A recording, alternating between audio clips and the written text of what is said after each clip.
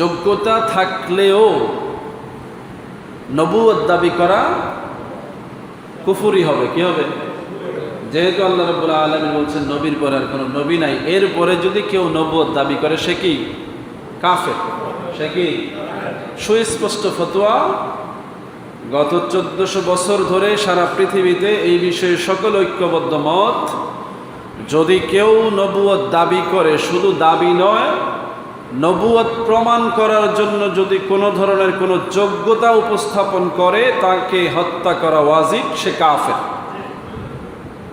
দুনিয়ার কোনো আদালতে তার বক্তব্যের পক্ষে কোনো যুক্তি তালাশ করা হবে না, বিনা বাক্য ব্যয়ে তার বিরুদ্ধে ফতোয়া হবে, মৃত্যুদণ্ড।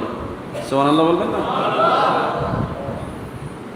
তাইলে ইনায়া বিনায়া যে কোনোভাবে নবীর মতো করে গুণাবলী উপস্থাপন করে কাউকে নবু